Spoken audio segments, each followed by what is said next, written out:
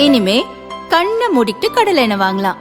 ஏன்னா மந்த்ரா கடலை எண்ணெய் இதயத்தின் தயாரிப்பு. வறுக்க பொரிக்க ஏன் எல்லா சமையலுக்கும் மந்த்ரா தான். மந்த்ரா கடலை எண்ணெய், அபார ருசி, ஆரோக்கியமான உடல் நலம்.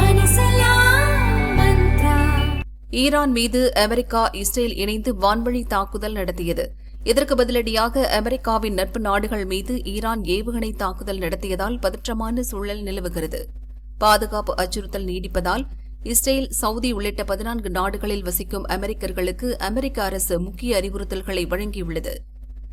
Bahrain, Egypt, Iran, Iraq, Israel, Jordan, Kuwait, Lebanon, Oman, Qatar, Saudi Arabia, Syria, ஐக்கிய அரபு எமிரேட்ஸ், ஏமன் ஆகிய நாடுகளில் வசிக்கும் அமெரிக்கர்கள் உடனடியாக அங்கிருந்து வெளியேற அறிவுறுத்தப்பட்டுள்ளது. இதற்கிடையே ஈரானுக்கு எதிரான தனது ராணுவ தாக்குதல்களை அமெரிக்க ராணுவம் அதிகரிக்க திட்டமிட்டுள்ளது. ஈரானுக்கு தற்போது நடப்பதை விட அதிக தண்டனைகள் கொடுக்கப்படும். ஈரானில் புதிய ஆட்சி அமைய வேண்டுமென அமெரிக்க வெளியுறவுத்துறை அமைச்சர் மார்க்கோ ரூபியோ தெரிவித்துள்ளார்.